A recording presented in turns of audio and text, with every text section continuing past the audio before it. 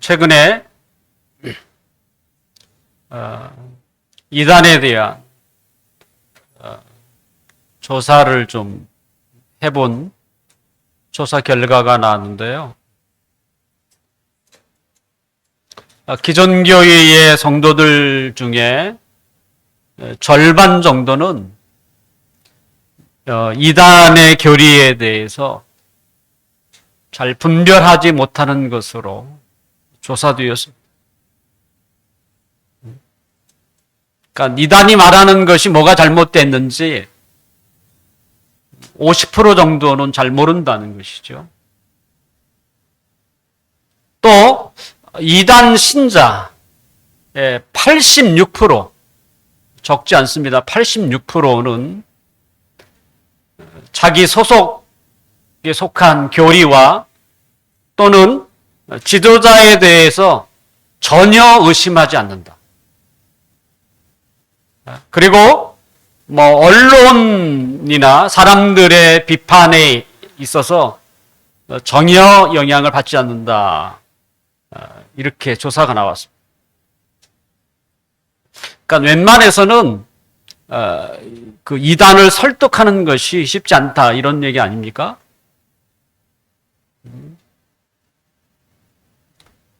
주위에 왕성하게 활동하고 있는 그 이단, 하나님의 교회 또는 이제 신천지가 있겠죠. 예전에 신천지는 자신의 신분을 좀 숨기고 교회에 잔입을 해서 믿음이 약한 사람들을 유혹해서 그들을 데려가기도 하고 이런 전략을 펼쳤는데 교회가 법적으로 좀 대응하겠다. 그래서 아예 입구에서부터 신천지 들어오지 말라.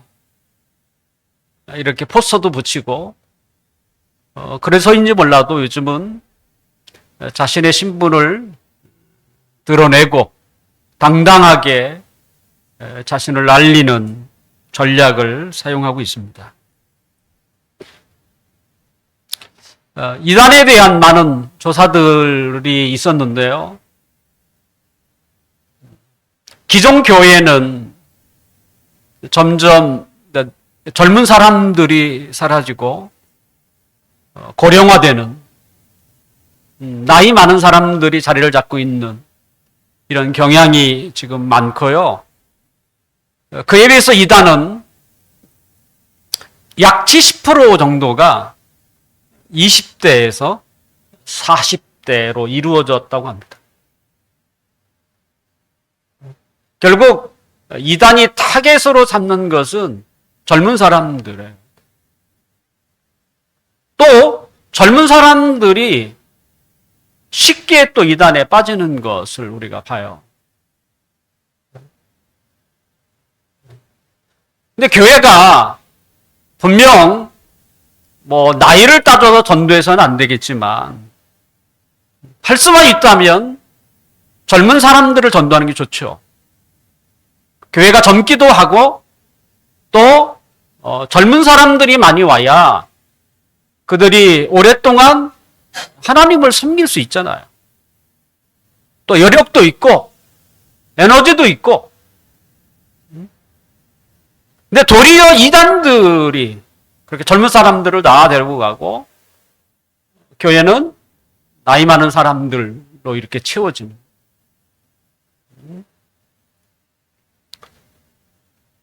기독교 역사를 살펴보면 수많은 이단이 출현했고 또 사라지기도 하고 또 나타나기도 했습니다.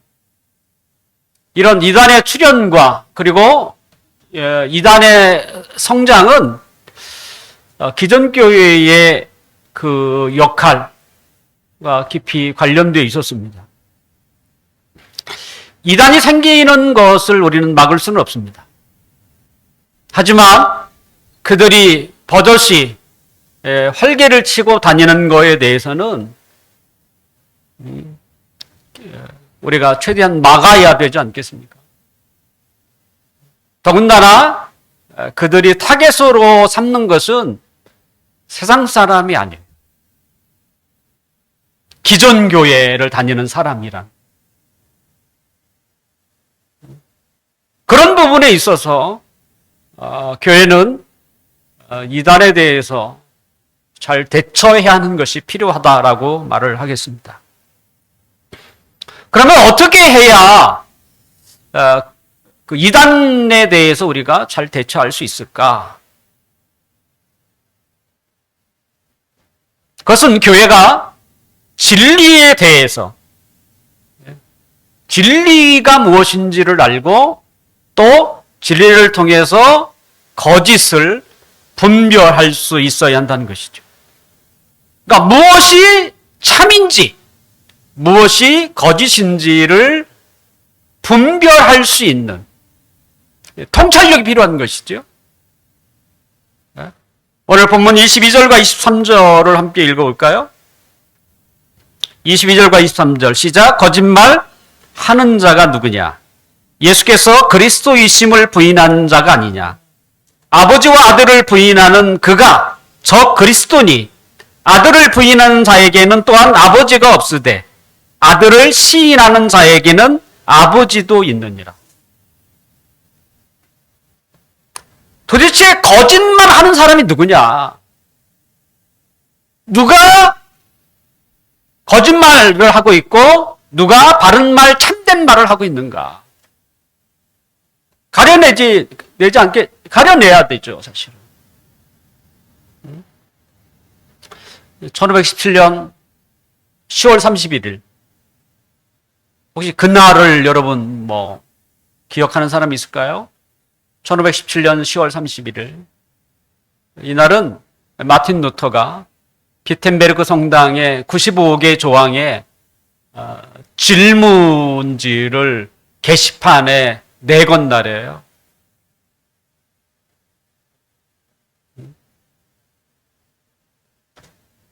일명 그날을 우리는 종교개혁의 날로 얘기합니다.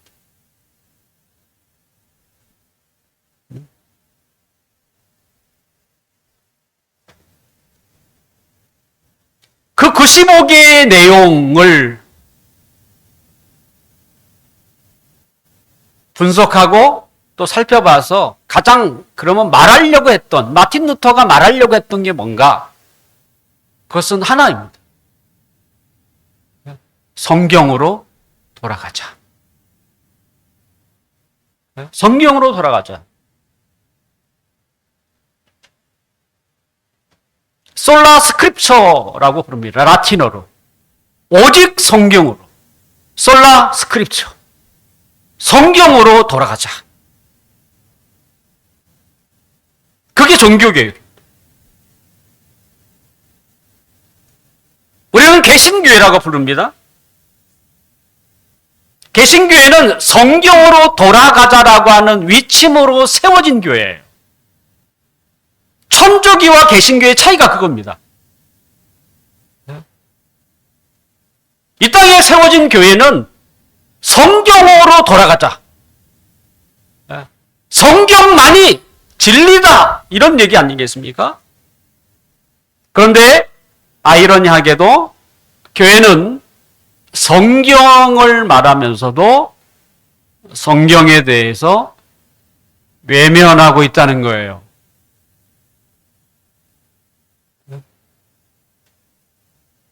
그런데 성경을 강조하고 또 성경을 가르치는 것이 생겼습니다. 그것이 어디입니까? 그리고 그들이 누구입니까? 그들은 교회가 탄압했던 이단입니다. 성경으로 돌아가자고 세워진 교회는 말만 성경을 외치지 성령을 외면했고 도리어 교회가 탄압했던 이단은 성경을 강조하는 그리고 성경을 가르치는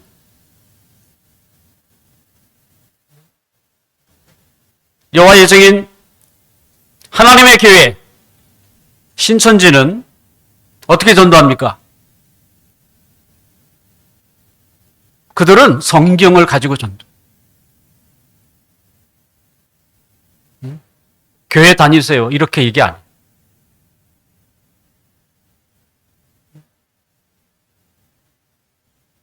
하나님의 말씀이 있는데 당신은 이 말씀 알고 있습니까? 이 말씀을 어떻게 이해할 것입니까? 제가 가르쳐 드리죠. 그들은 성경을 가지고 전도를.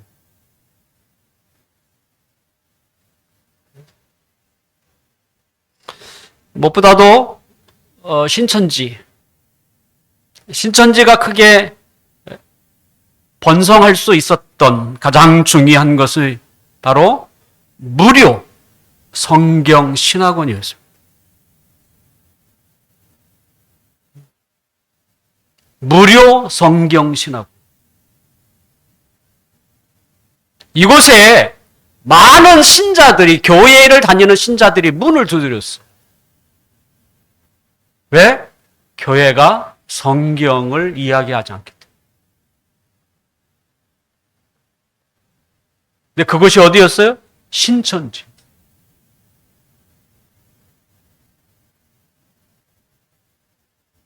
장로든 안수 집사든 권사든 상관이 없어요.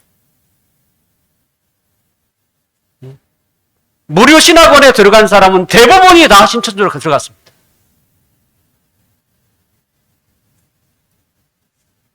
그곳에서는 성경만 가르쳤어요.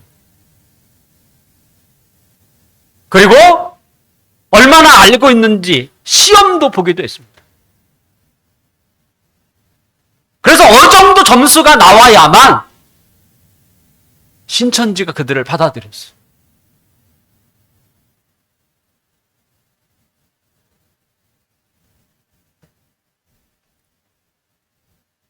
이게 한국교회의 현실입니다.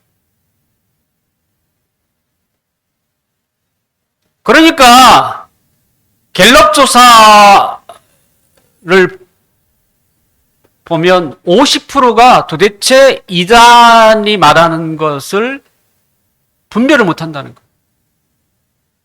뭐가 잘못됐는지. 그 말은 교회의 반 정도는 그들의 유혹 앞에 얼마든지 넘어갈 수 있다. 이런 얘기가 되지 않겠습니까? 그런데 신천지는 어떻습니까? 그들은 누가 뭐라고 하든 86%가 자신들이 믿는 교리, 자신들의 지도자 절대 의심하지 않는다.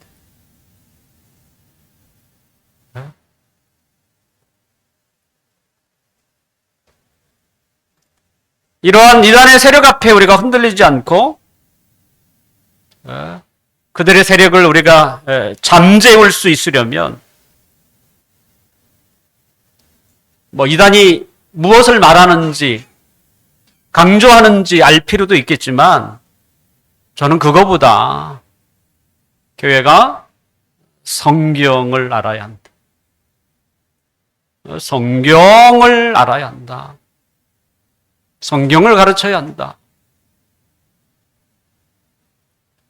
저는 개인적으로요, 우리 교인들은 웬만해서는 안 넘어갈 것 같아요.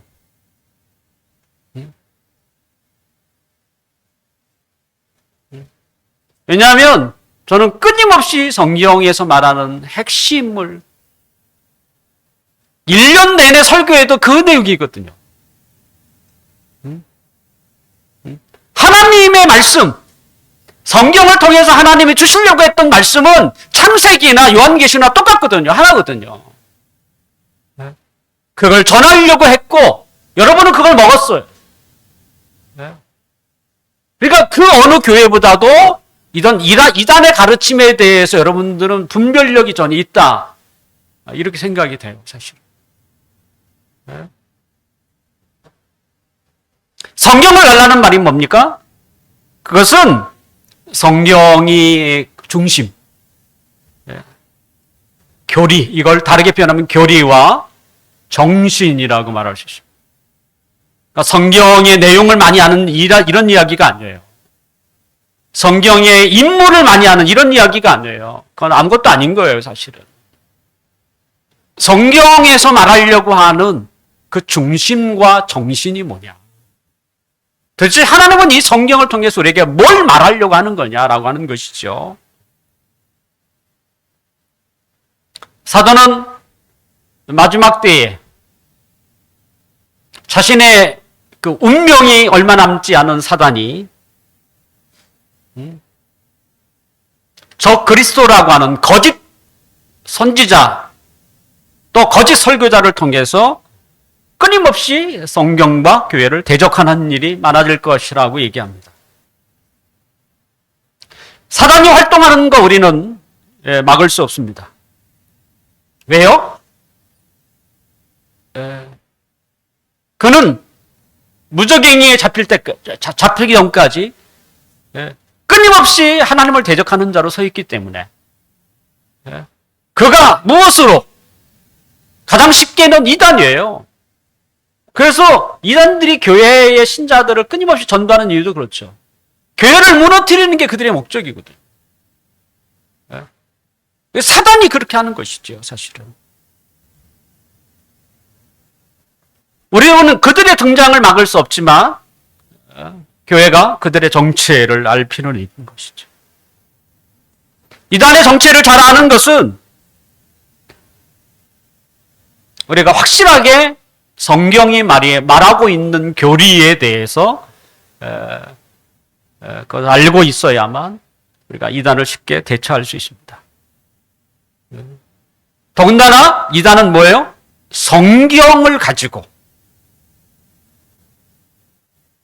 사람들에게 다가가죠. 다른 걸로 전도를 한다면 우리도 대처하는 방법이 다를 수 있지만 이단들은 성경을 가지고 전도하고 성경을 가지고 사람들을 유혹한다는 거예요. 그러므로 우리가 성경의 핵심이 무엇인지를 알 필요가 있다. 성경에서 가장 중요한 핵심이 뭐겠습니까? 그것은 예수 그리스도입니다. 그리스도를 빼놓고는요, 성령을 이해할 수 없습니다. 사실 이단은 세상에서 만들어진 자들이 아니에요. 그들은 한때 교회에서 누구보다도 열심히 적극적으로 교회에 헌신했던 사람, 활동했던 사람들이었어요, 사실은. 그들은 수없이 진리, 하나님의 말씀이 진리에 대해서 수없이 들었지만 그 진리에 자신들이 그대로 반응하지 않았어요. 그러니까 하나님의 말씀이 진리인데 이 진리의 말씀에 그들은 그대로 반응하지 않았어요. 자신의 그 사상에 맞춰서 어떤 건 받아들이고 어떤 건 받아들이지 않았어요.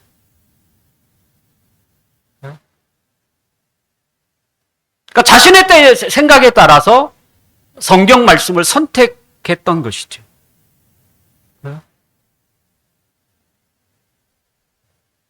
그러므로 그들이 주장하는 것, 그들이 말하는 것은 성경이 말하는 것과 다르기 때문에 거짓인 것이죠. 사도는 그들을 뭐라고 불렀습니까? 지금 사도 요한은 사랑의 사도 아닙니까? 그 교회에서 나갔던 사람들이 거짓 가르침으로 많은 사람을 유혹할 때 누구를 유혹하겠어요? 성도들을 유혹하는 거죠. 이 사랑의 사도 요한은 그들을 뭐라고 했냐면 우리가 방금 읽었던 구절이 나오지만 거짓말쟁이라고 부릅니다. 거기에는 관용이 없습니다. 어떻게 사랑의 사도가 그런 말을 할 수가 있어? 거기에서 나갔다고? 그런 이야기를 하는 게 아니에요. 이건 개인적인 이야기가 아닙니다. 굉장히 교회를 지탱하는 매우 중요한 말이기 때문에 여기에 대해서는 사도는 타협할 의지가 없어요. 그들은 거짓말쟁이들이다. 누군가 나에 대해서 그 사람은 거짓말쟁이야. 이걸 여러분들이 듣는다면 기분이 어떻겠습니까? 저는 다른 말보다도 굉장히 기분이 안 좋을 것 같아요. 다른 사람이 나에 대해서 그런 거짓말장이야 라고 말을 하면.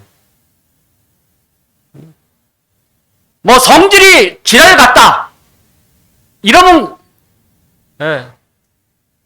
거짓말장이보다 나아. 거짓말장이는 뭡니까? 그 사람 말 못 믿겠다는 거죠. 어떤 말을 해도 못 믿겠다는 거 아닙니까?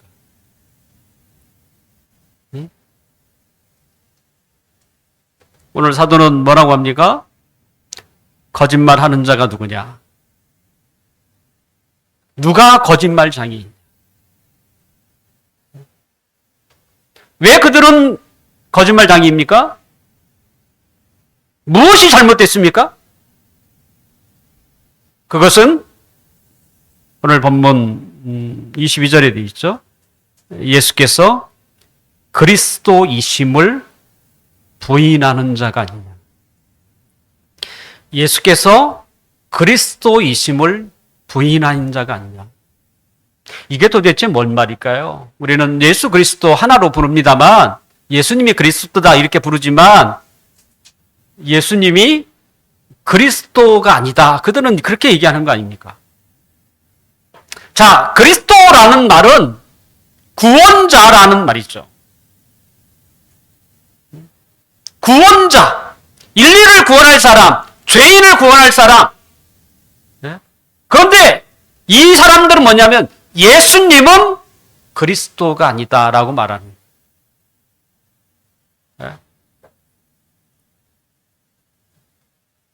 자, 우리를 구원하기 위해서는 두 가지 조건이 필요합니다. 하나는 하나님이어야 하고 또 하나는 인간이어야 합니다. 모든 인간이 죄를 범하였기 때문에 인간을 구원할 자는 오직 하나님뿐이에요. 또한 인간의 죄를 속하기 위해서는 반드시 인간의 피가 필요로 합니다. 수만 마리의 동물의 피 갖고는 안 돼요.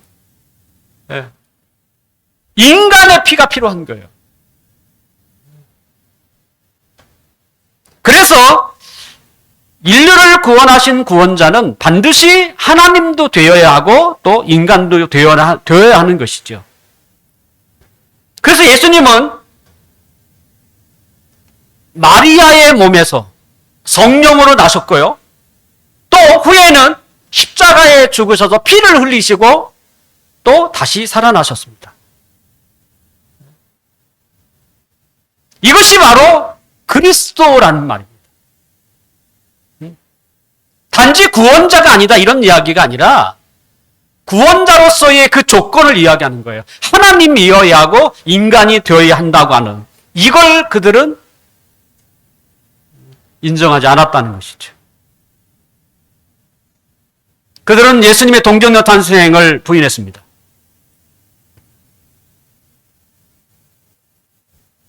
그러면 그들이 어떻게 사람들을 가르쳤는가? 본래 예수라는 사람이 있었다는 거예요. 그리고 태어났어요. 그런데 그 예수라는 사람에게 그 예수가 세례를 받을 때에 하나님의 신이 그에게 임했다는 거예요. 그리고 그가 십자가를 지시기 전에 하나님의 신이 그를 떠났다라고 가르쳤어요.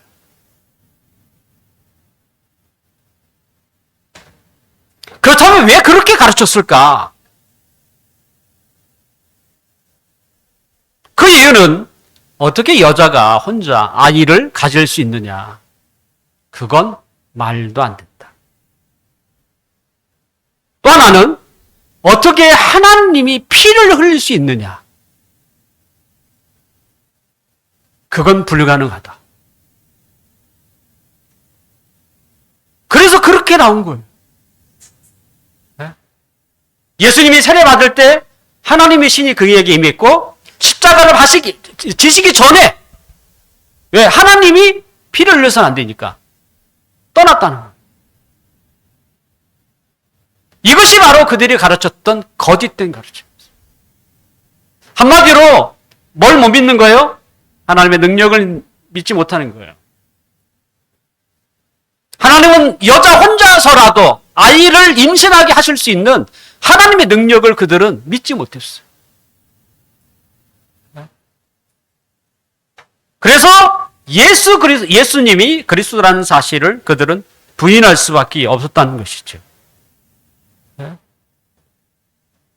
결국 그들이 교회를 다닐 때에 그들은 진리의 말씀을 들었지만 그 진리를 다 믿지 않았던 거죠. 그 선택을 뭐예요? 자신의 기준에 따라 선택을 했어요. 그러니까 그걸 가르치는 거예요.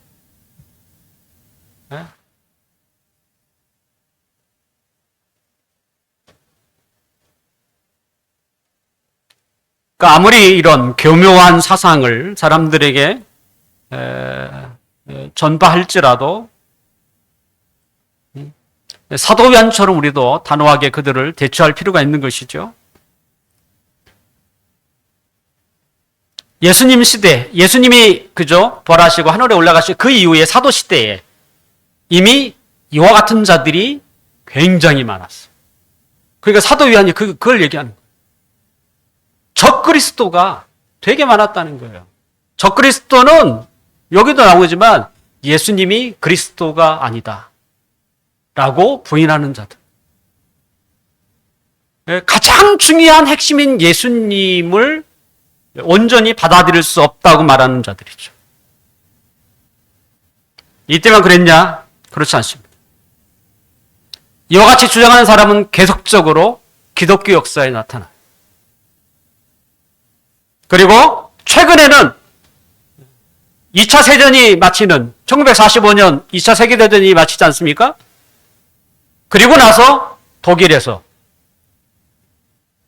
유명한 신학자가 나옵니다. 불트만이라고 하는 학자예요. 그가 우리가 예수님을 좀 더 객관적으로 조사를 해서 정말 예수님이 누구고 또 그분이 가르친 게 진짜가 무엇이냐 우리가 좀 이렇게 파헤쳐 보자. 이것을 역사적 예수라고 부릅니다. 그러면 이 예수님을 그러면 어떻게 파헤칠 것이냐? 기준이 있어야 되느냐? 그 기준은 과학이었습니다. 과학적으로 증명할 수 있어야만 이게 진짜 예수고 증명할 수 없다면 그것은 예수가 아니라 사도들이 덧붙여 놓은 것이다. 이렇게 한 것이죠. 그래서 우리는 이들을 자유주의라고 부릅니다. 이 자유주의가 전 세계에 있는 모든 신학교, 모든 교회에 영향을 미쳤어요. 그래서 당시 교수들은 이 불트만이 독일 신학자인데 독일에서 신학을 하려고 그렇게 애를 썼어요. 불트만 밑에서 신학을 하겠다고 학위를 받는 것을 가장 최고로 여겼다고. 이런 미친 짓이 어디 있습니까? 네?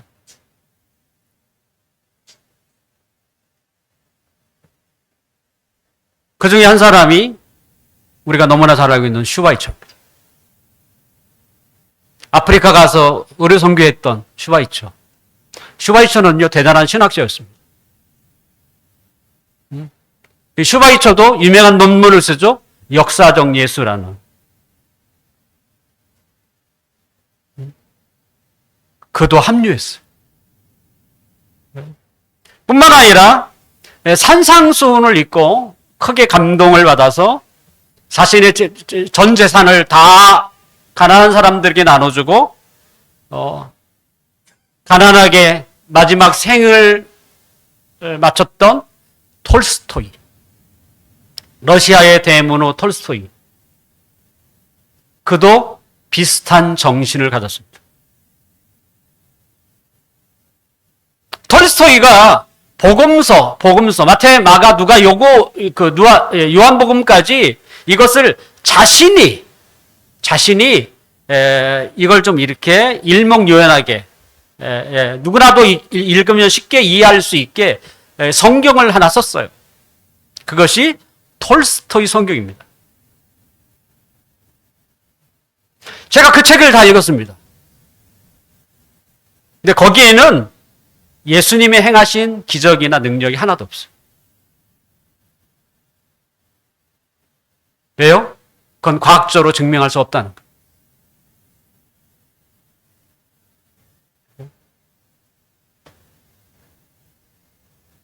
결국 훌륭한 삶을 살았다라고 그리고 그들 속에 예수님의 영향을 받았다고 할지라도 그들은 성경을 다 믿지 못했습니다.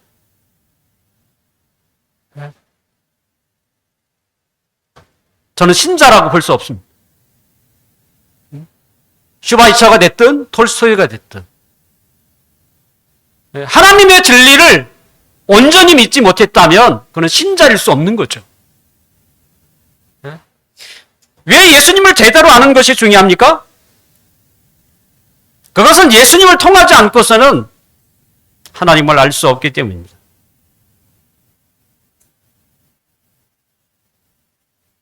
(23절에) 보면 아들을 부인하는 자에게는 또한 아버지가 없으되 아들을 시인하는 자에게는 아버지도 있느니라. 결국 기독교의 핵심은 예수님이에요. 예수님을 믿지 못하면 성경을 믿을 수 없고요. 예수님을 믿지 못하면 하나님을 믿을 수 없습니다. 예수님을 부인하는 자는 곧 하나님을 부인하는 자와 같습니다. 우리는 예수님을 통해서만 하나님을 제대로 알 수 있습니다. 예수님은 나는 길이요 진리요 생명이니 나로 말미암지 않고는 아버지께로 올 자가 없다고 그랬어요. 그러니까 예수님을 통하지 않고서는 결코 하나님께 갈 수가 없고요. 하나님을 이해할 수가 없습니다. 그래서 예수 그리스도를 온전히 알고 믿어야 하는 게 중요한 거예요. 저 그리스도들이 예수님을 우리는 못 믿겠다 이렇게 말하는 사람들이 아니에요. 여전히 신천지도 예수님이 있어요 없어요? 예수님이 이야기해요.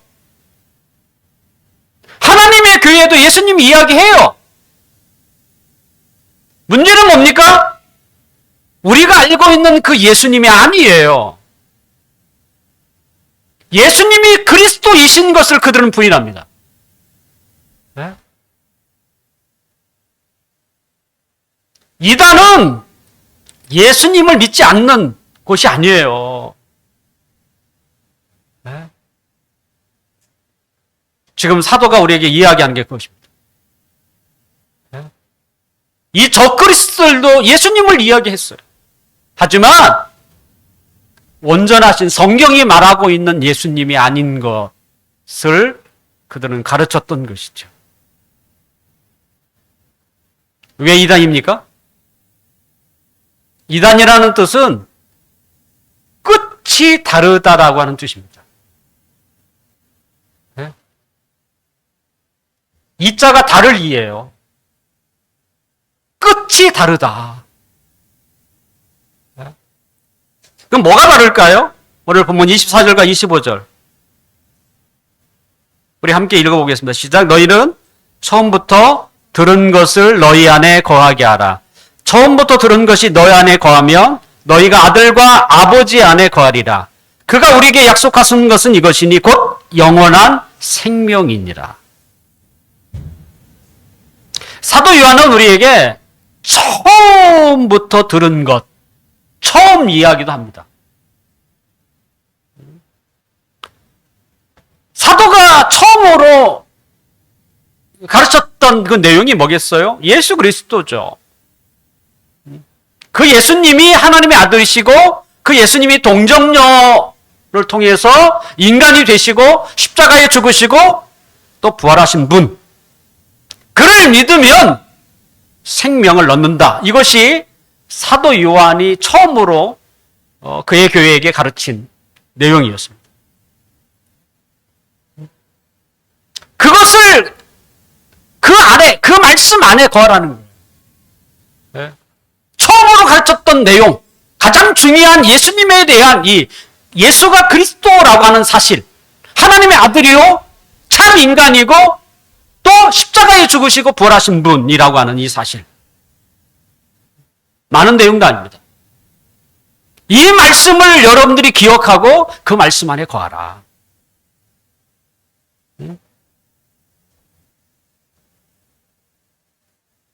그러면 너희에게 뭐예요? 생명.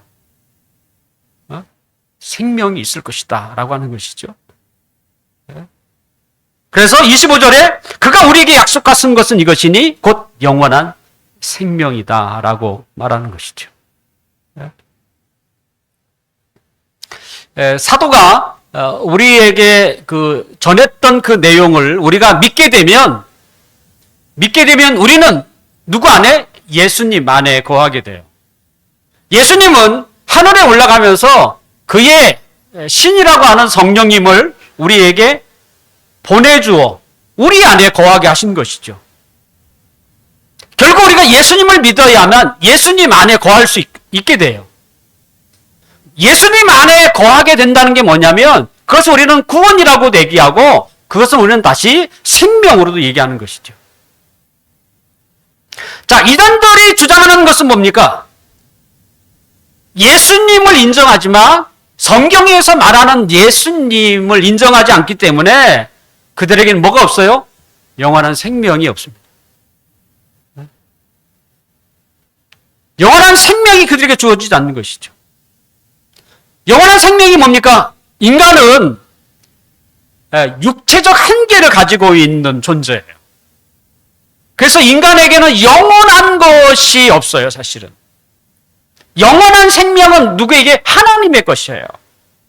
그런데 이 영원한 생명이 예수님을 믿음으로 우리가 예수님 안에 거함으로 그 예수의 생명이 우리에게 덧붙여지는 것이죠. 그래서 유한한 우리가 예수의 생명을 얻음으로 무한한 존재가 되는 것.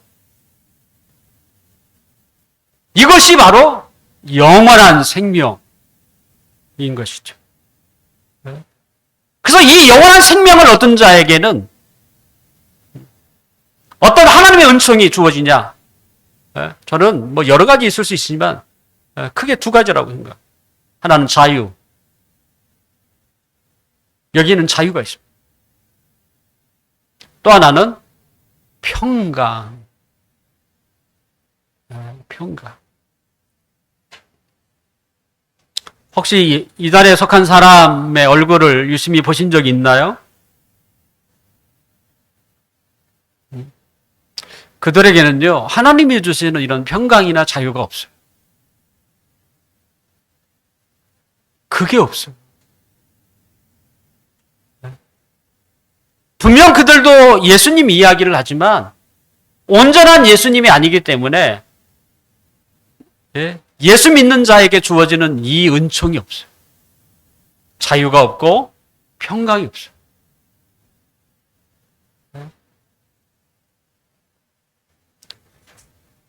이제 말씀을 마치려고 합니다. 지금까지 수많은 이단들이 등장하였지만 그들의 결과는 언제나 똑같았어요.